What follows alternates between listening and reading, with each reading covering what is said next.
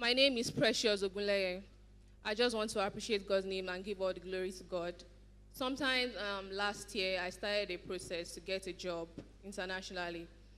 So I wrote a series of exams. Even on one day that I wanted to go for one of the exams, I was here for morning due. And pastor was ministering, like on ministrations then.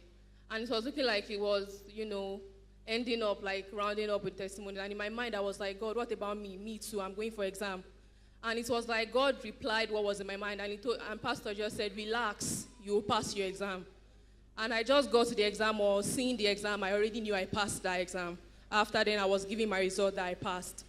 After this exam, it remains like you apply for the jobs. So I started my applications, but nothing was forthcoming. This was like a process that started last year, January. So I've made about 100 plus applications already.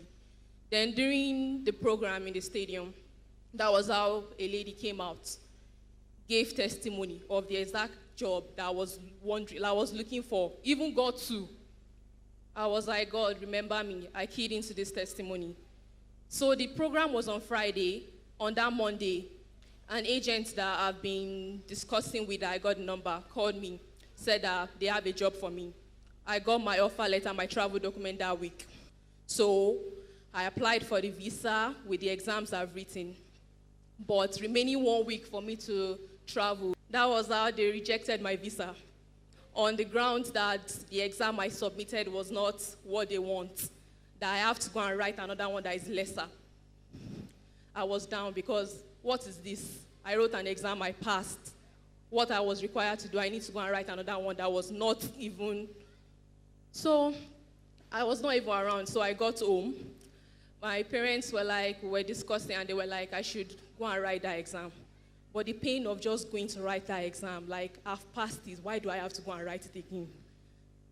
And this job was just coming that there are some things I have to pay for myself, no benefit, nothing. Let me just go. So I was telling my mom that whatever they were just saying, let them just say. I just said, let's go and see the pastor. So pastor said no more rejection email, prayed. So I think it was about 2 weeks after then, I got a job offer from an application that I made in August before. After that interview invite, I got another interview invite 1 week following that. After that week, I got another interview invite following that. And I got job offers for all. Even the last one, it was the same day that I did the interview that I got the interview invite. God did it. I'm waiting for that again, the travel documents after the letter of appointment. It was taking time.